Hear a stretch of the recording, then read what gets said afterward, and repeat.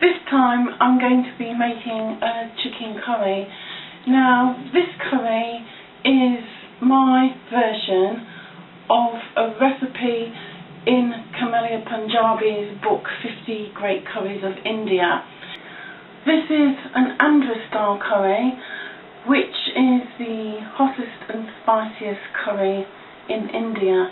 You can dumb it down a little if you wish. This one will serve 3 or 4 people. Instead of using mutton or goat or lamb, as would be normal from this type of curry, I'm going to be using chicken. I have here some chicken pieces which are skinless and a range of spices. We've got 2 tablespoons of chopped coriander leaf. We've got a 1/4 pint of full fat yoghurt, or use full fat yoghurt. I have a teaspoon of dried chilli. It's 2 teaspoons of chilli powder in the book recipe. I've got about 4 or 5 cloves of crushed garlic, half a teaspoon of turmeric, and a couple of teaspoons of ginger. First of all, I'm putting the yoghurt into a bowl. To that, I'm adding the rest of the spices.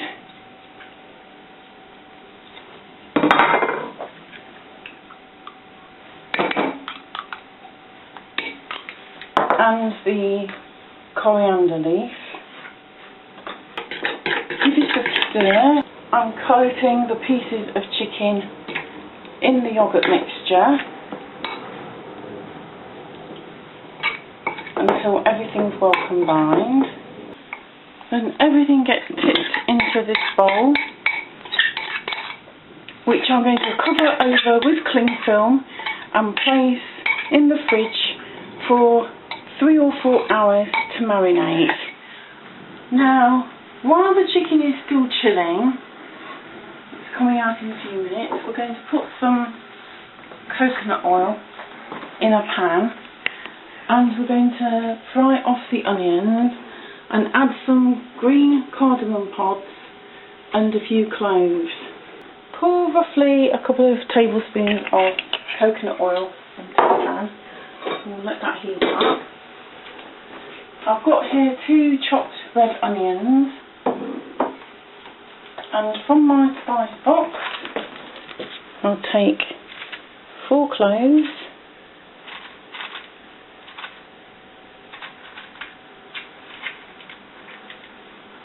and 6 cardamoms. Tipping these in with the spices, and I'm going to let those cook gently for a few minutes until they start to soften. This has been frying for a few minutes now, and the onions are soft. Now I'm going to add the chicken and all the marinade juices,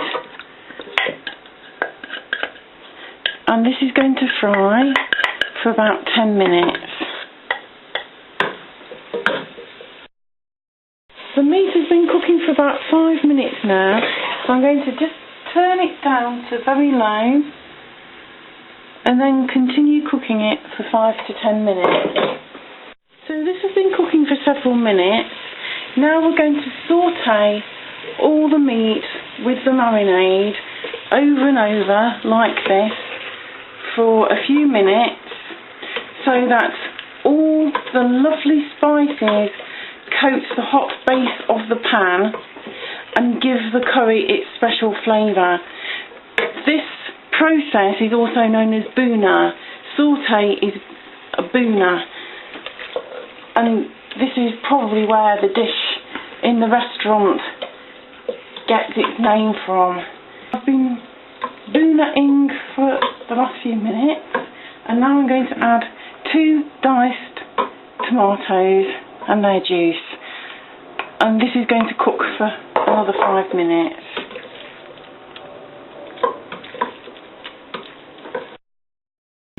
The tomatoes have been cooking for a few minutes and the juice has disappeared, so now we're going to Bhuna again for 5 minutes. Carry on coating all the beautiful tender chicken pieces with the marinade. Now add half a teaspoon of caraway seeds and stir that in. If you have curry leaves, you need to add maybe up to 12. I don't have any curry leaves and I couldn't find any in the shop this morning, so I'm using bay leaves. I'm using 3 dried bay leaves. I'm going to mix this round again.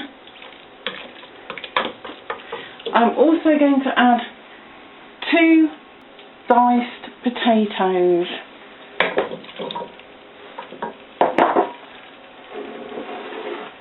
And I'm going to add a pint of vegetable stock.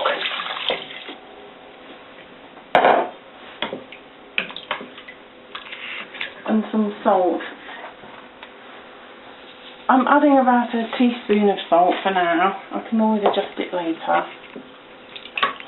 And that will stand on a low heat with the pan lid on until it's tender. This has been bubbling away for a while now. I'm just going to check the seasoning.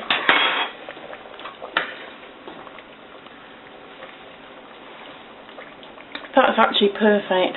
This is ready to serve. I'm taking it off the heat.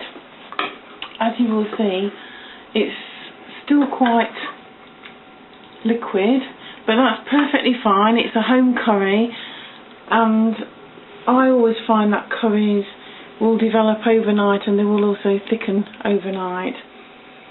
So I'm going to try a little now, and then once this is cool it will go in the fridge and it'll be reheated tomorrow.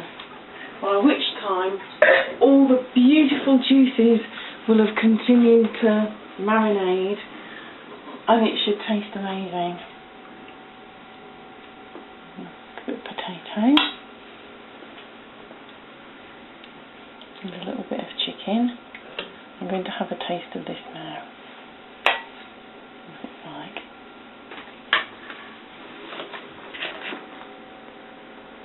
So here it is, my delicious chicken curry.